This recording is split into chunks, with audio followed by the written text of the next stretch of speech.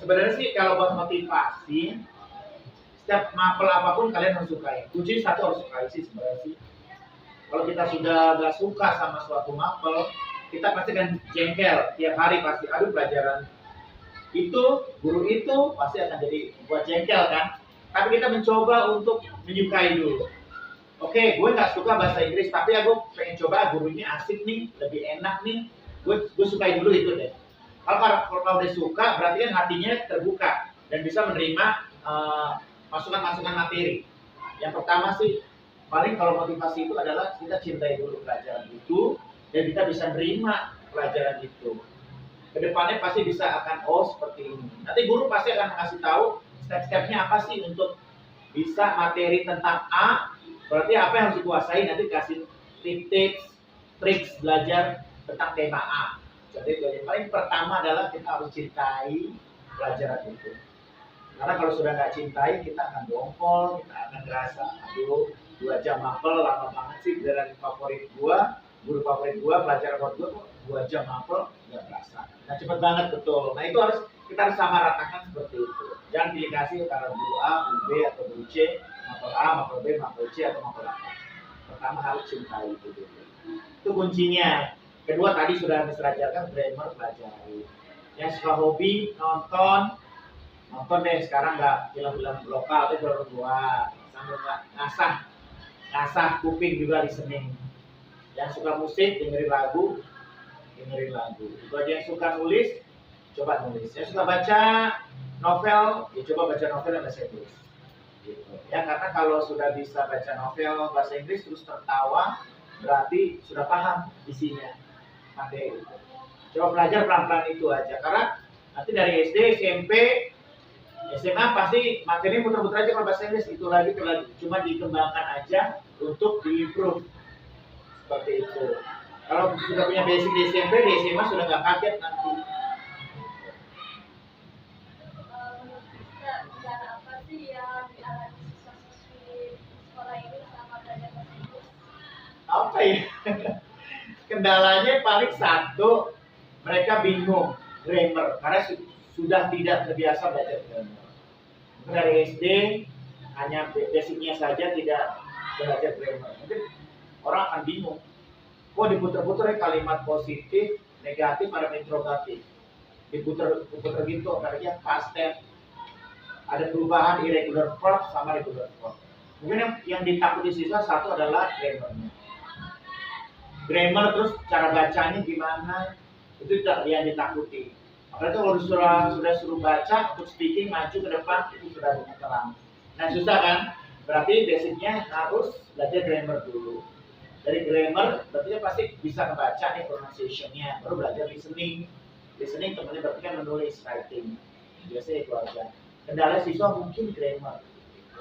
Kalau listening atau speaking biasanya nanti mereka akan tumbuh kalau temannya sudah satu circle, sudah satu lingkungan yang mendukung. Biasa mereka akan tektokannya dapat.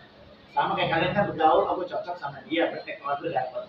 Tapi gua sama dia nggak tektok ya ngomongannya, berarti kan belum bisa seperti itu. Nah kita harus belajar seperti itu. Kalau misalnya misalnya kita belajar ada yang nyontek, itu alasan sudah bisa.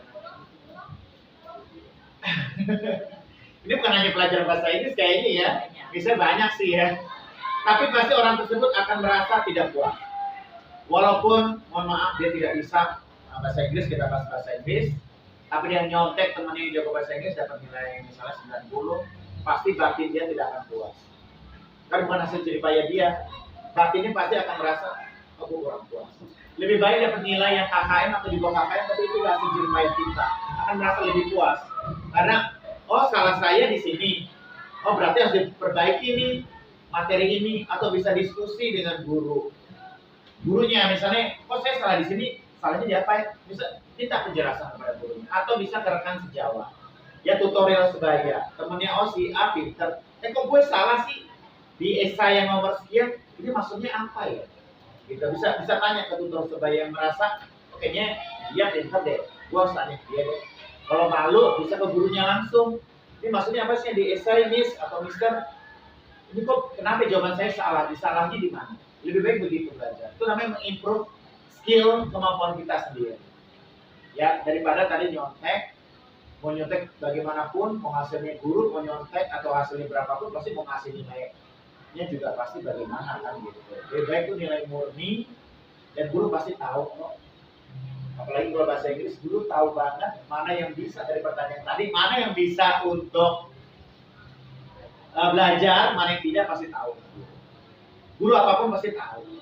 Mapel apapun pasti tahu. Ini siswa padahal mohon maaf nggak bisa, kok tiba-tiba ulangan dapat 90, PTS dapat 95, PAT kok dapat 80, pasti guru akan bertanya-tanya. Karena setiap guru itu ketemu di kelas pasti udah tahu kemampuan siswanya masing-masing. Seperti itu. Ya. Nah, kalau kata-kata seperti orang sekitar kita itu dia lebih lancar bahasa Inggris dibandingkan bahasa Indonesia dalam kehidupan sehari-hari itu gimana? Sebenarnya dilematis ya. Naila, gimana ya? Mungkin di lingkungan keluarga dia sudah pakai bahasa Inggris di lingkungan. Jadi dari orang tuanya, ayah, ibunya, sama lingkungan di rumahnya sudah terbiasa bahasa Inggris.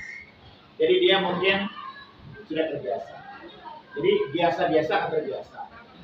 Mungkin akan jadi hal aneh atau hal tabu oleh anak-anak yang lain yang tidak bisa bahasa Inggris. Sombong banget ya, aduh alay banget sih. Sok-sokan pakai bahasa Inggris, sok-sok anak jaksel banget gitu ya, contohnya sok-sokan lu dan sebagainya.